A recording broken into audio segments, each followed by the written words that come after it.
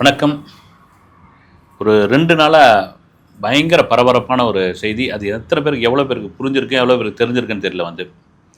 என்னென்னா, ஒரு பையன் டிக்கெட் எடுக்கல, விசா எடுக்கல, ஏர்போர்ட்டில் அவ்வளோ செக்கிங்கை மீறி விமானத்துக்கு உள்ளே போகாமல் விமானத்தில் இருக்கக்கூடிய லேண்டிங் ஏர் கம்பார்ட்மெண்ட்ன்ற ஒரு பகுதியில், அதாவது இந்த விமானத்துடைய சக்கரம் இயங்க இல்லைங்களா, அதுக்கு பக்கத்தில் இருக்கிற ஒரு கம்பார்ட்மெண்ட், அதுக்குள்ள ஒளிஞ்சுக்கிட்டு 2 மணி நேர பயணத்தை உயிருடன் பயணம் செய்திருக்கிறான் என்பது மிகப்பெரிய ஆச்சரியமான ஒரு விஷயம்.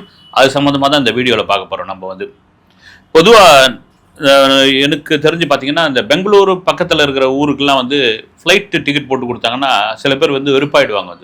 இப்போ ஒரு உதாரணத்துக்கு பெங்களூர்னு வச்சிங்களேன், நம்ம நண்பர் ஒருத்தர் இருப்பார், ஃப்ளைட்டில் போகலாம் அப்படின்னு அவருக்கு தெரிஞ்ச ஒரு நண்பர் கூட்டு போனால் வெறுப்பாகி போய், வந்தே பாரத்தில் ஏறி போவேன், ட்ரெயினில் போவேன், 1008 ட்ரெயின் இருக்குது, ஆன் ரோடில் போவேன் ஜாலியாக அங்கங்கே ஆம்பூரில் இறங்கிக்கின்னு இதில் இறங்கிக்கின்னு எங்கேயாவது ஒசூரில் போய் சாப்பிட்டுட்டு பொறுமையாக போவோம். என்னங்க ஃப்ளைட்டில் ஏறினா ஏற்றி அப்படி இறக்கிட்டு போகிறான் அப்படின்னா அவர் படுற கஷ்டம் என்னன்னா, உண்மையிலே பெங்களூருக்கு ஒரு அதிகபட்சமாக 40 நிமிஷத்தில் கொண்டு போய் சேர்த்துருவோம். இங்கேருந்து நம்ம சென்னை ஏர்போர்ட் பக்கத்தில் தான்.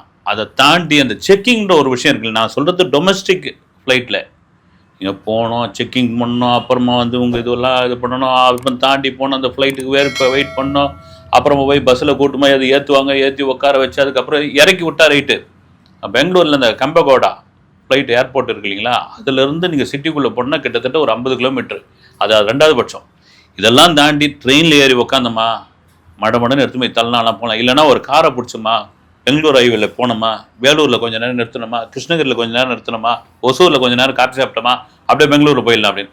என்ன காரணம்னா, இந்த செக்கிங்கிற ஒரு விஷயம் இருக்குல்ல, அதில் சில பேர் கடுப்பாயிடுவாங்க. டொமஸ்டிக் ஏர்போர்ட்டில் இருக்கிற ஒரு பிரச்சனை, நீங்கள் லாங்கில் இருந்தால் போய் தான் ஆகணும், எவ்வளோ செக்கிங் பண்ணாலும் போய் தான் ஆகணும். அந்த செக்கிங்லாம் அவ்வளோ கடுமையாக இருக்கும்.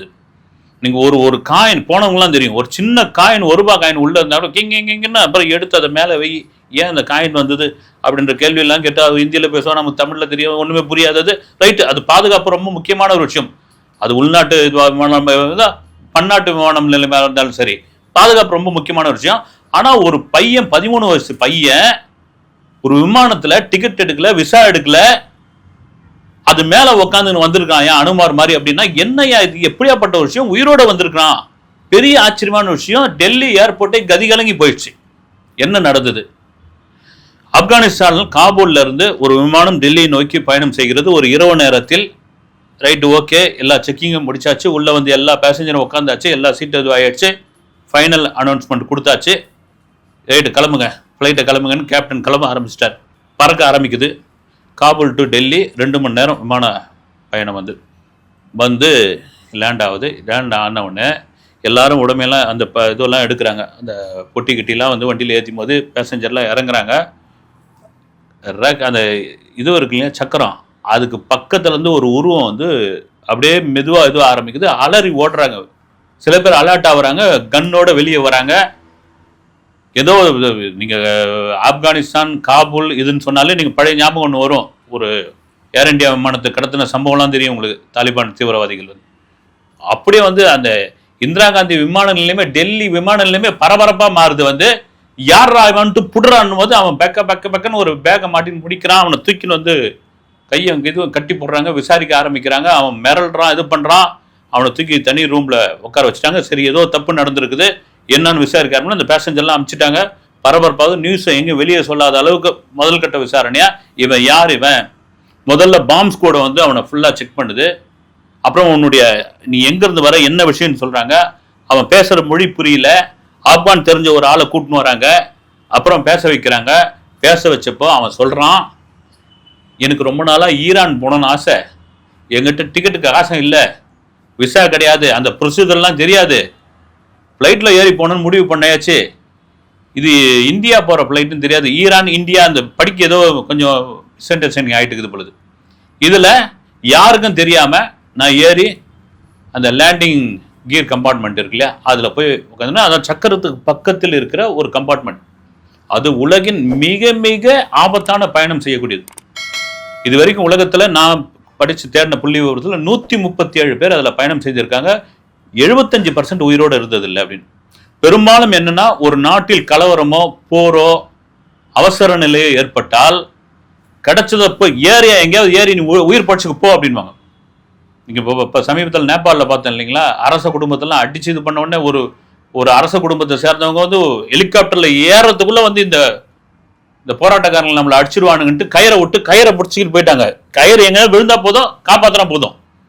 கயிறு விழுந்தா போச்சு, இல்லை நேரம் நல்லா இருந்தது, கடவுளுடைய ஆசை இருந்ததுன்னா அதை தொங்கி போய் நேபாள் எல்லைக்கு பிறகு எங்கேயாவது விட்டா போதும் அப்படின்ற அளவுக்கு துணிஞ்சு பயணம் பண்ணுறது. அப்படிதான் அந்த 137 பேர் பெரும்பான்மையானவர்கள் துணிஞ்சு பயணம் பண்ணவர்கள். அவர்கள் 75% உயிரோட இல்லை அப்படின்ற ஒரு விஷயம். இடையெல்லாம் கூட பங்களாதேஷ்லாம் கூட ஒரு பிரச்சனை வந்தபோது பார்த்துங்க, அந்த ஃப்ளைட்டு உள்ள ஏதோ நம்ம ஒரு டவுன் பஸ்ஸில் ஏறுற மாதிரி கஜன்னு பெரும்பாலும் யாருன்னா இந்த லேண்டிங் கியர் கம்பார்ட்மெண்ட்டுக்குள்ளே தான் போய் ஒழிவாங்க. அதில் எவ்வளோ பெரிய ஆபத்து இருக்குது அப்படின்ற ஒரு விஷயம் பார்த்தீங்கன்னா, ஃப்ளைட்டு கீழே இருக்கிற வரையில் தான் சாமி அது ஃப்ளைட்டு. மேலே போக போக போக போக இப்போ இந்த பையன் பயணம் செஞ்சு வந்திருக்காங்கல்ல, இந்த விமானம் 25,000 அடி உயரத்தில் பயணம் செஞ்சுருக்குது. -60 டிகிரி குளிர், காற்று எப்படி பிச்சுக்கணும். முக்கியமான ஒரு விஷயம் ஆக்சிஜன், பிராணவாயு சுத்தமாக கிடையவே கிடையாது. எப்படி இவன் பொழைச்சி வந்தான், அதுதான் பெரிய விஷயமா இருக்குது. இங்கே ஃப்ளைட்குள்ளே உட்காந்துட்டா கூட ஆக்சிஜன் வந்து கொடுத்துக்கிட்டே இருப்பாங்க, அவங்க வந்து கொடுத்துக்கிட்டே இருப்பாங்க. நமக்கு முன்னாடி டெமோலாம் காமிப்பாங்க. அந்த பொண்ணு, அந்த லேடி வந்து, உங்களுக்கு எதாவது ஆக்சிஜன் பற்றாக்குறை ஏற்பட்டால் இதை எடுத்து மாஸ்க் போட்டுங்க, அதை உள்ள இது பண்ணுங்க, அது நமக்கு என்னென்னு அது ரெடிமேடாக ஒரு இது பண்ணிக்கிட்டு இருப்பாங்க வந்து. அது கேட்குற சொல்லே பயமாக இருக்கும். வந்து ஒரு குறிப்பிட்ட உயரம் போன பிறகு, இன்னும் உயரம் போன பிறகு பிராணவாயு சுத்தமாக இருக்காது. இந்த பையன் எப்படி வந்தான், அதுதான் பெரிய மிராக்கலாக இருக்குது. அது ஒன்றுமே புரியல. இவன் எப்படி பயணம் செஞ்சுட்டு வந்தான். ரெண்டாவது வந்து -50-60 டிகிரி சாதாரண கிடையாதுங்க, ஐஸ் கட்டி ஆக்கிடும். இதெல்லாம் தாண்டி ஒருத்தன் வந்து 13 வயசு பையன் இறங்கியிருக்கிறான். இறங்கணும்னு பார்த்தா, நான் வந்து ஈரான் விமானத்தில் பயணம் செய்ய விரும்பிய நான் வந்து இந்திய விமானத்தில் ஏறிட்டேன் அப்படின்னு சர்வசாதாரணமாக ஏதோ வந்து டிக்கெட் எடுத்துன்னு வந்தவங்க கூட இப்படி சொல்ல மாட்டாங்க. அவன் பாட்டு சொல்லிட்டு இருக்கான். கம்ப்ளீட்டாக விசாரணை பண்ண பிறகு அவனை வந்து மருத்துவர்களும் பரிசோதனை பண்ணியிருக்காங்க. நல்ல ஹார்ட் பீட்லாம் உடம்பு கிடம்புலாம் நல்லா இருக்குதுன்னு. இது வந்து எப்படி சொல்கிறது, வந்து மெடிக்கல் மிராக்கிளா, கடவுளுடைய அருளா என்னன்னே புரியல. வந்து ஒரு சமயம் அதிர்ஷ்டத்தினால தப்பி வந்தவனா. 1996 ஒரு சம்பவம் இந்தியாவில் நடந்திருக்கு. 96 பிரிட்டிஷ் ஏர்வேஸ் இங்கேருந்து லண்டன் புறப்படுது. 2 அண்ணன் தம்பிங்க.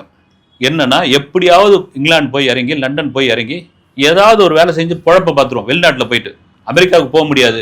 இந்த விமானம் நேராக போவோம், அகமதாபாத்லேருந்து லண்டனுக்கு போவோம்.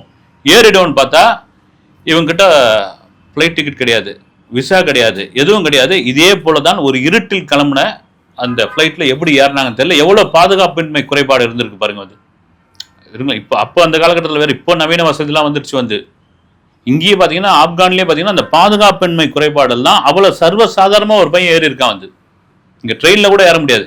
நீங்கள் அடிக்கடி பார்க்கலாம், ரம்ஜான் பண்டிகை நடக்கிற சமயத்தில் பங்களாதேஷில் டாக்காவிலிருந்து தங்களுடைய ஊருக்கு பயணம் செய்யக்கூடிய அந்த பயணிகள் வந்து அந்த ரயிலையே முக்கிற மாதிரி முச்சிட்டு உட்காந்துட்டு இருப்பாங்க. வந்து அந்த ரயிலையே வந்து பார்த்தீங்கன்னா 10 கிலோமீட்டர் வேகத்தில் தான் இயக்க முடியும். அப்படி தான் இயக்கி ஆகணும். ஒரு குளிச்சுன்னா எல்லாம் விழுந்துடும். அப்படி ரயிலே அப்படியேப்பட்ட பயணம் இருக்கும்பொழுது இவன் எப்படியா ஃப்ளைட்டுக்குள்ளே வந்தான்னு. இப்போ 96வது வருஷம் இப்படி தான் 2 அண்ணன் தம்பிங்க ஏறிட்டானுங்க. இதே லேண்டிங் கியர் பாக்ஸ் கம்பார்ட்மெண்ட்டில் தான் ஏறிட்டாங்க. ஏறி உக்காந்துட்டாங்க. உட்காந்து பயணம் செய்ய ஆரம்பிச்சிட்டாங்க. இவனாவது வந்து காபூல்லேருந்து டெல்லிக்கு 2 மணி நேரத்தில் வந்துட்டான். அந்த பையன் 10 மணி நேரம் பயணம். 2 பேரும் போயிருக்காங்க. 2 பேரும் இளைஞர்கள். 2 பேரும் 19 வயசு 20 வயசு. போய் அங்கே போய் தர இறங்கின உடனே மாட்டிக்கிட்டானுங்க. ஒருத்தன் காலி. அங்கேயே எப்படி இருக்க முடியும்? -50 டிகிரி வந்து 10 நிமிஷம் கூட இருக்க முடியாது. வந்து உடம்பு ஐஸாக மாறிடும். ஒருத்தன் மட்டும் இருந்துட்டான், படிச்சுக்கிட்டான். அவனை பிடிச்சி விசாரணை பண்ணி திரும்ப அமுச்சு விட்டாங்க. அதே நிலைமை தான் இந்த பையனுக்கு. கம்ப்ளீட்டாக விசாரணை பண்ணி இதெல்லாம் பண்ணி அவனை வந்து தொடர்பு கொள்ளவே முடியல அவங்க ஊருக்கு.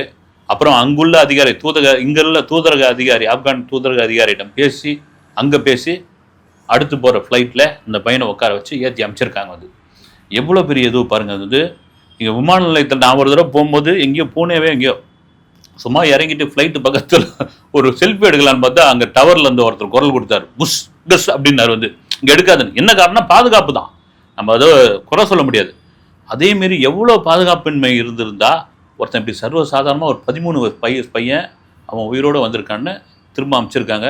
இந்த மாதிரியான சம்பவங்கள், இந்த சம்பவம் உலக அதிசயமான சில சம்பவங்கள் நடக்க தான் செய்யும். அது மாதிரியான அடுத்த சம்பவத்துடன் அடுத்த வீடியோவில் உங்களை சந்திக்க வருகிறேன். நன்றி.